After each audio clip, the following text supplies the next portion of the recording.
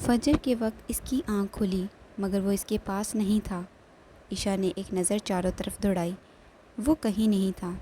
وہ بمشکل اٹھی مگر اپنے وجود میں تکلیف محسوس کرتی واپس سے لیٹ گئی۔ عشاء نے ایک نظر اپنے ہاتھ پر دوڑائی اور وہ خاموشی سے کروٹ بدل گئی۔ اللہ جی اسے اپنے حفظ و امان میں رکھنا، اسے خود پر قابو پانے کی توفیق اور ہمت دیں۔ کمرے کے باہر قدموں کی آہٹ سنتی وہ آنکھیں موند گئی۔ اس کا وہ پاگل آدمی دھیرے سے کمرے میں داخل ہوتا، اپنا کوٹ اتار کر ایک طرف رکھتا، فریش ہونے چل دیا۔ وہ اس کی ہر حرکت بغور دیکھ رہی تھی۔ سلطان نے اس کے قریب لیٹتے اس کا ہاتھ تھاما اور وہ بینڈیج شدہ ہاتھ دیکھ کر وہ گہری سانس بھر گیا۔ سلطان نے اسے آہستہ سے اپنی آغوش میں بھرا اور اس ننھی سی پیشانی پر لب رکھتا وہ پرسکون ہوا۔ وہ آنکھیں کھولے اسے دیکھ رہی تھی۔ سلطان نے اسے دیکھا اور وہ اپنی مسکراہٹ دبا گیا، مگر وہ خاموش تھی۔ وہ اس سے پوچھ نہیں رہی تھی کہ وہ کہاں سے آیا، وہ کہاں گیا تھا۔ وہ جانتی تھی وہ اس سے کچھ فاصلے پر ہوئی۔ سلطان نے بغور اسے دیکھا، وہ ننھا سا ہاتھ اس کی طرف بڑھا چکی تھی۔ سلطان نے اس کا ہاتھ تھامتے لبوں سے لگایا اور پیشانی سے لگایا۔ وہ مسکرائی اور تشکر بھری سانس خارج کرتی اس مضبوط حصار میں ہی کہیں چھپ گئی۔ مدھم سی دھوپ کی ایک تیز کرن بالکونی کے کھلے دروازے سے اس سوئی ہوئی شہزادی پر پڑ رہی تھی۔ مسلسل اسے محسوس کرتی وہ اٹھ بیٹھی۔ اس کے سر اور بازو میں درد اب کافی حد تک بہتر ہو چکا تھا۔ کمرے سے نکل کر کچن کی طرف آئی، جہاں اس کا نکمّا شوہر بڑی مہارت سے اپنے ہاتھ چلانے میں مصروف تھا۔ آپ یہاں کیا کر رہے ہیں؟ ابدر اور حاتم بے کہاں ہیں؟ وہ اس کے قریب کھڑی تھی۔ وہ کسی ضروری کام سے گئے ہیں، کچھ دیر تک آ جائیں گے، اور میں ذرا ڈانس کر رہا ہوں، دیکھ تو سکتی ہی ہو نا؟ وہ مسکرائی۔ آپ کو ڈانس تو بڑی مہارت سے کرنا آتا ہے۔ سلطان نے اسے اٹھاتے شیلف پر بٹھایا۔ تم بھی سیکھ جاؤ گی، آخر میری سنگت میں ہو۔ وہ شریر سا مسکرائی۔ کیسی طبیعت ہے اب؟ ایک دم مست جھکاس۔ وہ اس کی پیشانی پر بوسہ دیتا مسکرایا۔ وہ ٹیبل پر سب سیٹ کر رہا تھا اور عشاء اسے اتنی مہارت اور صفائی سے کام کرتا دیکھ کر مسکرا رہی تھی۔ وہ اس چھوٹے سے گول ٹیبل کے ارد گرد رکھی گدیوں پر ایک دوسرے کے ہمراہ بیٹھے خوش تھے۔ سلطان نے نوالہ بنا کر اس کی طرف بڑھایا۔ آہ ابدر، میرے بائیں ہاتھ پر چوٹ لگی ہے، دائیں پر نہیں، تو میں خود کھا سکتی ہوں۔ میں اگر پیار سے کھلاؤں تو؟ نہیں کھاؤ گی کیا؟ وہ شریر سا مسکرائی۔ اتنے لاڈ نہ اٹھائیں، بگڑ جاؤں گی۔ وہ مسکرایا۔ تو میں خوشی سے تمہیں بگاڑنا چاہوں گا۔ وہ پیار سے کھلا رہا تھا اور مقابل وہ پیاری لڑکی کسی چھوٹے سے بچے کی طرح خوش ہوتی، اس کے ہاتھ سے کھانا کھاتی شریر سا چہرہ بنائے اسے تک رہی تھی۔ سلطان نے اس کا چہرہ تھام کر نیپکن سے صاف کیا۔ آئگل اور ہادی کچھ دیر میں آ جائیں گے۔ آپ کہیں جا رہے ہیں کیا؟ سلطان نے اسبات میں سر ہلایا۔ ایک ضروری کام ہے، شام تک آ جاؤں گا۔ وہ اسبات میں سر ہلا گئی۔ ہمیشہ کی طرح بلیک کلر کی شرٹ پہنے ہوئے وہ تیار ہو رہا تھا۔ سلطان نے ایک نظر اسے دیکھا، وہ بیڈ پر بیٹھی اسے ایک تار میں دیکھنے میں مصروف تھی۔ وہ ڈریسنگ مرر سے برش اٹھاتا اس کے قریب آ بیٹھا۔ سلطان نے اسے اشارہ کیا تو وہ اس کی جانب پشت کیے بیٹھی۔ وہ اس کے بال بنا رہا تھا، بہت محبت اور نرمی سے۔ سلطان نے اس کے بال تھام کر چہرے کے قریب کرتے ایک گہری سانس بھری اور وہ خوبصورت خوشبو اسے پرسکون کر گئی۔ وہ اس کے بالوں کی آڑی ٹیڑھی چوٹی بنا چکا تھا۔ واہ ابدر، آپ تو چوٹی بنانا سیکھ گئی، کافی اچھی بنائی۔ استاد جو اچھی ملی۔ وہ مسکرا کر اس کے بال درست کرتی ان پیاری آنکھوں میں فرصت سے جھانک رہی تھی۔ حاتم بے کی آواز پر سلطان نے گردن گھمائی اور وہ کیز اور موبائل تھامتا چل دیا۔ سنیں، سلطان کے قدم رکے اور وہ ایڑیوں کے بل گھوم کر واپس مڑا۔ جی حکم کریں میری گڑیا۔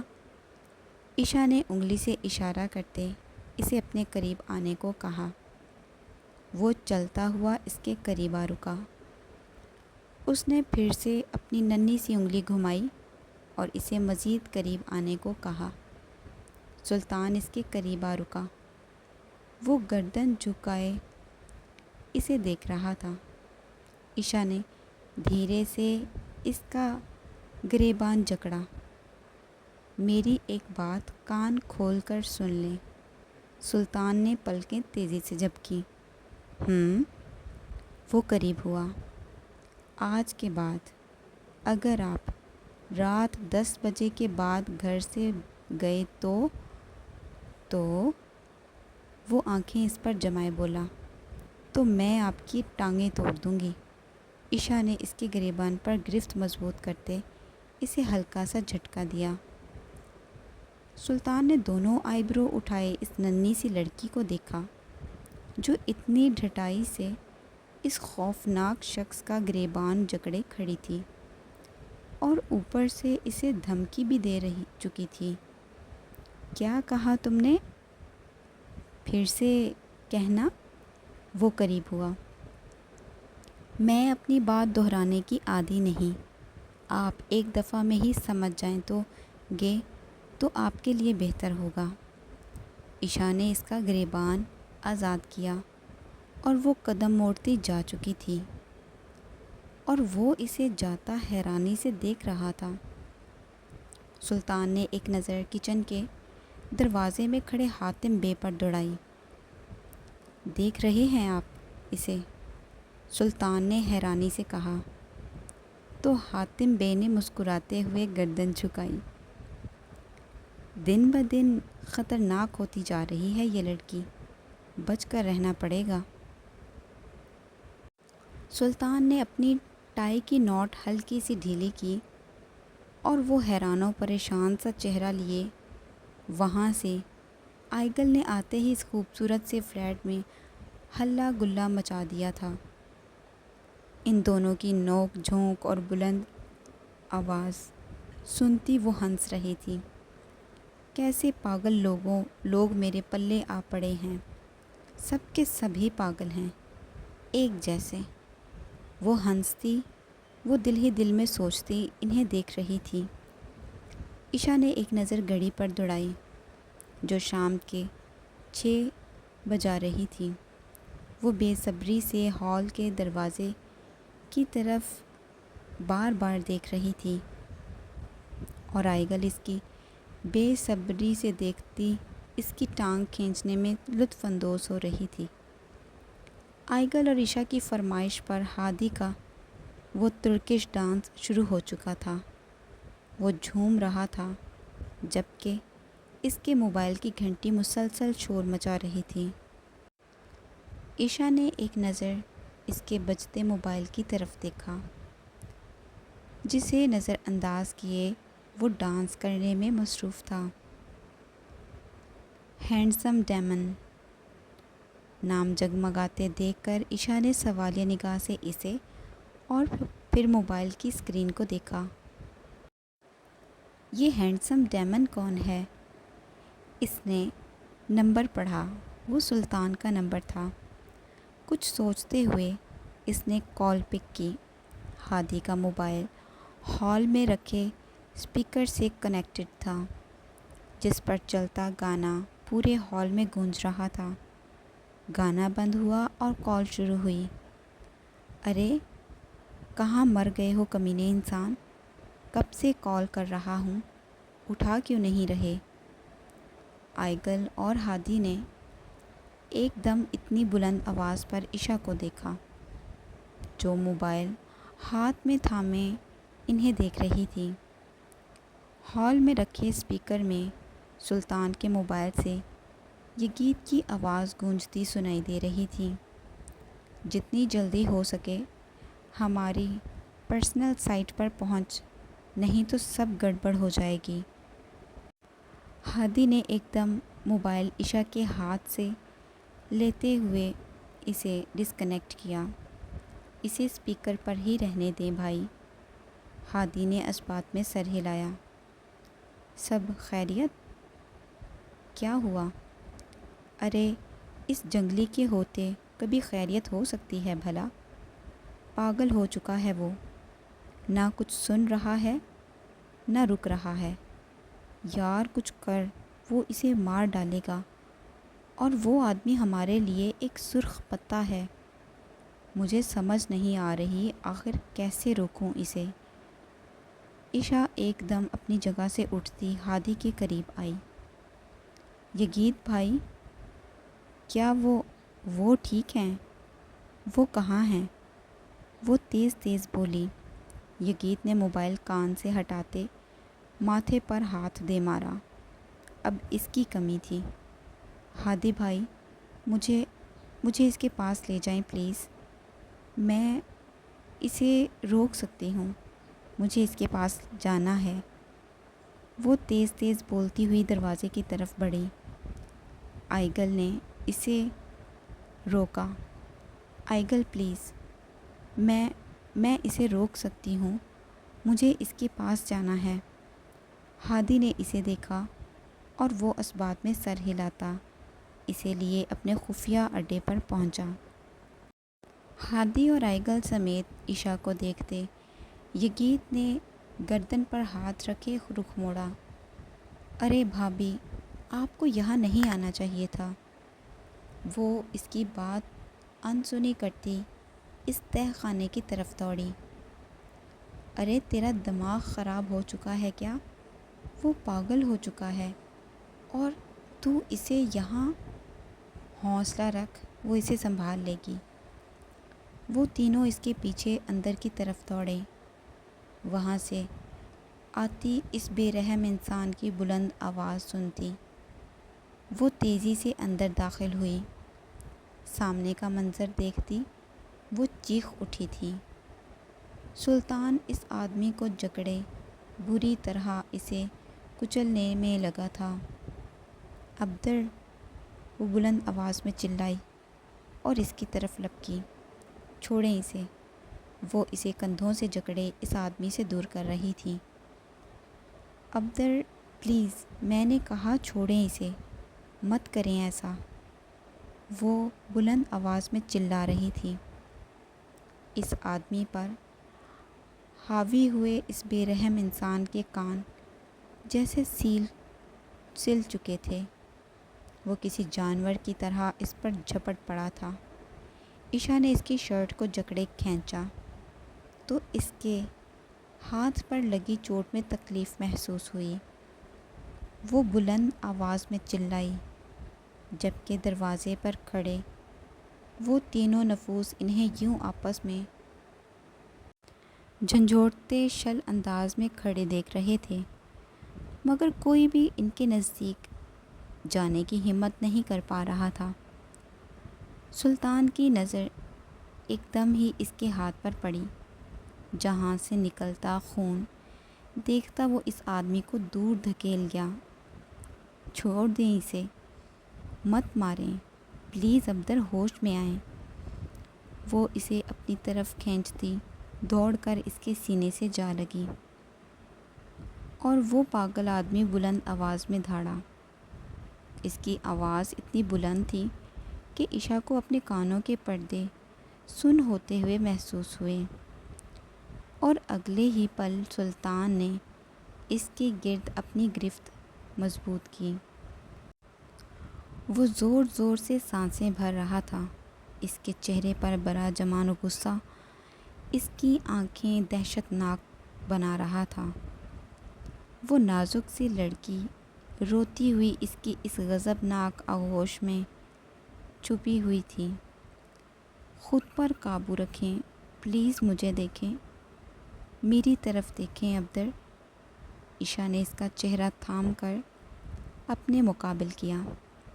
سلطان کے سخت ہوئے اعصاب ایک دم ہی ڈھیلے پڑے اور وہ اسے لیے زمین پر گھٹنوں کے بل آ گرا۔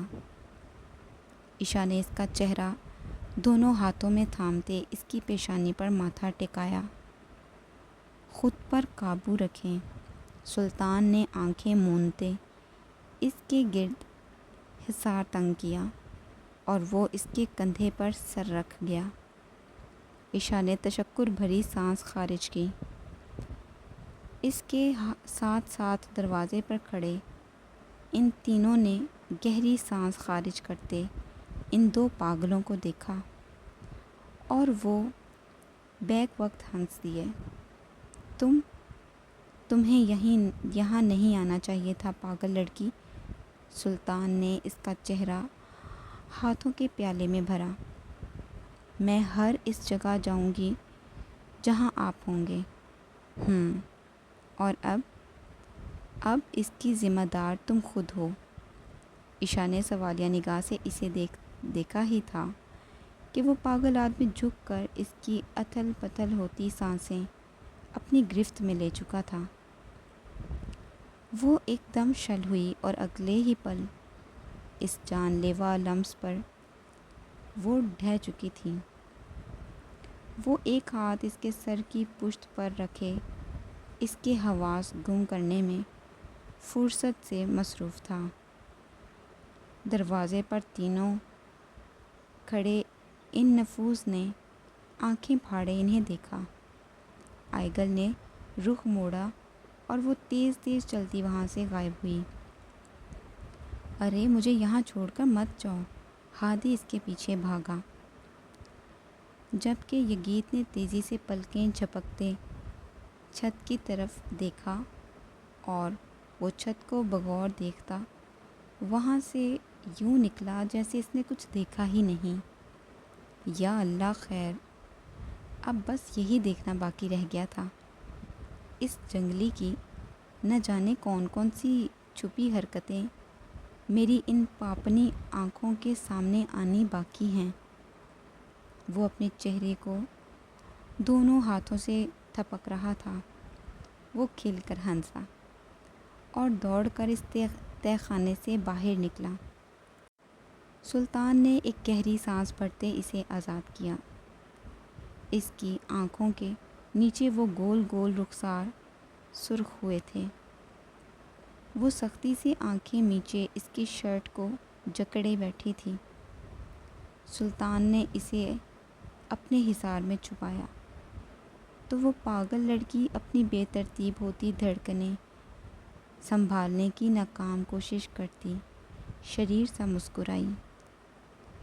اس پاگل دل کی اتھل پتھل ہوتی دھڑکنیں سنتی وہ حیا سے سمٹ رہی تھی۔ وہ اسے لیے زمین پر بیٹھا تشکر بھری سانس خارج کر گیا۔ آپ بہت برے ہیں، وہ مسکرایا۔ یہ سب تمہاری غلطی ہے۔ ہر بار میری غلطی کیسے ہوتی ہے بھلا؟ ارے اب تم مجھے مجبور کرو گی تو پھر انجام بھی بھگتو گی ہی نا۔ آپ بہت برے ہیں۔ وہ اس کے کندھے پر مکہ جڑ گئی۔ آخر تم کب میری بات ماننا شروع کرو گی؟ جب آپ جانور سے انسان بن جائیں گے تب۔ مطلب کبھی نہیں۔ وہ ہنسی۔ میرا پاگل جانور۔ سلطان کا قہقہ بلند ہوا۔ وہ اسے اپنے کندھے پر اٹھائے باہر نکلا۔ وہ تینوں گاڑی کے ساتھ لگے انہیں دیکھتے ایک دم سیدھے ہوئے۔ وہ انہیں ایک نظر دیکھتا اسے لیے سڑک پر پیدل چل پڑا۔ دیکھو ایسے ہوتے ہیں پاگل لوگ، وہ کہتے ہیں نا جیسے کو تیسا، ان کا بھی وہی حال ہے۔ ہمارے جنگلی کو اس جیسی ہی بیوی ملی، یہ گیت کی بات پر سب کا بیک وقت کہکا گونجا۔ اپنی پسندیدہ جگہ اس سفید جھولے پر اسی لیے وہ دھیرے دھیرے جھول رہا تھا۔ ابدر، اگر میں آپ کو نہ روکتی تو کیا آپ اس آدمی کو مار دیتے؟ سلطان نے اس کے کندھے سے پر سر رکھا۔ نہیں جانتا۔ آپ اس قدر بے قابو کیوں ہو جاتے ہیں آخر؟ نہیں جانتا۔ وہ اسے بغور دیکھ رہا تھا۔ آپ کو ڈر نہیں لگتا؟ ڈر کس بات سے؟ یوں کسی کی جان لینے سے؟ سلطان نے نفی میں سر ہلایا۔ کیوں؟ نہیں جانتا۔ میں ایسا ہی ہوں۔ نہیں، آپ ایسے نہیں ہیں۔ آپ ایسے بنائے گئے ہیں۔ اس دل میں احساس بستا ہے اور کسی قدر رحم بھی، مگر آپ اسے… سلطان نے اس کے لبوں پر انگلی رکھی اور وہ خاموش ہوئی۔ تمہارے علاوہ یہ دل اس پوری دنیا کے لیے بے رحم ہے، اور بس اس سے آگے کچھ نہیں۔ وہ خاموشی سے اس کی گود میں سر رکھے لیٹ چکا تھا۔ وہ اپنے اس ضدی اور پاگل آدمی کو دیکھ رہی تھی، اور وہ خود میں ڈھیروں ہمت باندھ رہی تھی۔ نماز پڑھا کریں ابدر۔ اس سے کیا ہوگا؟ اس سے آپ کو آپ کی ہر الجھن اور ہر سوال کا جواب ملے گا۔ آپ کو سکون ملے گا۔ تم ہو میرا سکون۔ تم میرے پاس ہو تو مجھے کہیں اور سے اسے ڈھونڈنے کی ضرورت نہیں۔ وہ آہ بھر گئی۔ اور اگر میں نہ رہی تو تم مجھ سے دور چلی جاؤ گی؟ کبھی نہیں۔ میں اب آپ سے دور نہیں جاؤں گی ابدر۔ مستقبل میں جو بھی ہوگا، چاہے جتنا بھی تکلیف دہ ہو، میں اس پر آپ سے لڑوں گی، جھگڑوں گی بھی، مگر آپ کے ساتھ رہ کر، دور جا کر نہیں۔ تو بس پھر تم میرے پاس رہو گی اور میں سکون میں۔ یہاں بات تمام ہوتی ہے۔ وہ پھیکا سا مسکرائی۔ آخر کب تک بھاگیں گے ان سب سے؟ وہ ہر جگہ ہے۔ آپ اس سے بھاگ نہیں سکتے۔ آپ ایک قدم اس کی طرف بڑھا کر تو دیکھیں۔ وہ تو چاہتا ہے کہ اس کا بندہ اسے ایک بار پکارے اور وہ اسے اپنی رحمت سے نوازے۔ وہ اس کی پریشانیاں اور تکلیفیں دور کرے۔ آپ ایک دفعہ وہ کتاب پڑھ کر تو دیکھیں۔ کیا ملے گا اسے پڑھ کر؟ آپ کے ہر سوال کا جواب۔ آپ کبھی سورہ رحمان پڑھ کر دیکھیں۔ آپ جانیں گے کہ اس مہربان ذات کے ہم پر کتنے احسانات ہیں، ہم وہ شمار بھی نہیں کر سکتے۔ آپ کبھی سورہ کہف پڑھ کر دیکھیں۔ آپ جانیں گے کہ رب جب کسی کو تھامنا چاہے تو اس کے لیے صدیاں فراموش کر دیتا ہے، وقت قید کر لیتا ہے، صدیوں کو پلوں میں گزار دیتا ہے۔ اس کتاب میں یہ دنیا اور وہ دنیا، اور اس کا ہر راز قلم بند ہے۔ سلطان نے اس کی گود میں چہرہ چھپایا اور وہ خاموش ہوا۔ میں یہ سب نہیں کر سکتا۔ آپ کر سکتے ہیں ابدر، بس کرنے کی ہمت نہیں کر پا رہے۔ میں سونا چاہتا ہوں عشا، مجھے سکون چاہیے تم سے۔ کیا ہم اس بارے میں پھر کبھی بات کر سکتے ہیں؟ وہ مسکرائی۔